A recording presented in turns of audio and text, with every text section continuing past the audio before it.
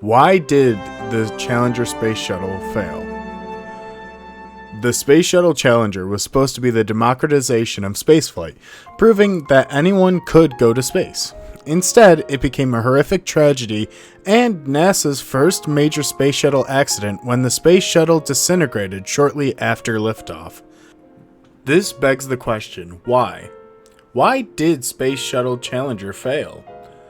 The mission of Space Shuttle Challenger, designated STS-51L, was the deployment of a communications satellite, the retrieval of astronomical data on Halley's Comet, and to bring into space a civilian, schoolteacher Christa McAuliffe, for the first time in history.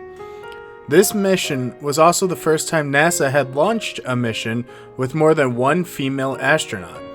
The mission was set to last 6 days. In the end, it lasted 73 seconds.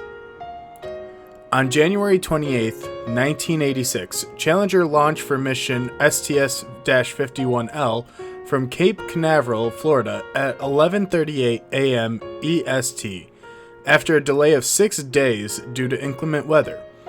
73 seconds from liftoff, Space Shuttle Challenger detonated at an altitude of 46,000 feet.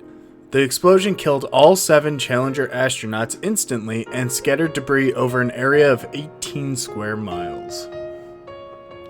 The destruction of Challenger spurred a 2.5-year-long hold on NASA's space shuttle flights, while a special commission ordered by then-President Ronald Reagan investigated the accident.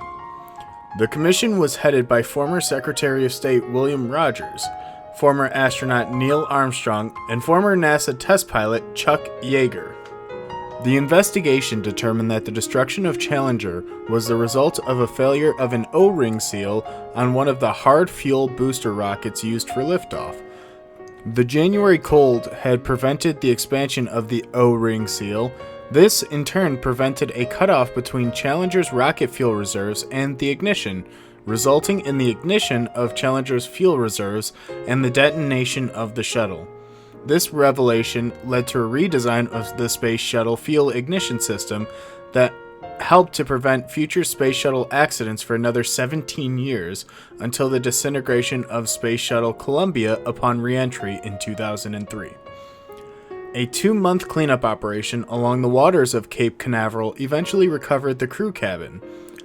On May 20th, 1986, the commingled and cremated remains of the 7 Challenger astronauts were interred at Arlington National Cemetery. Of the 7 astronauts, only commanders Francis Scobie and Michael Smith were given individual grave markers. The other 5, Ronald McNair, Ellison Onizuka, Gregory Jarvis, Judith Resnick, and Christa McAuliffe, are featured alongside Scobie and Smith at a shared memorial in Arlington.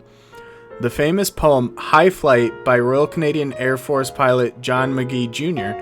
adorns the back of the memorial. So why did the Space Shuttle Challenger fail?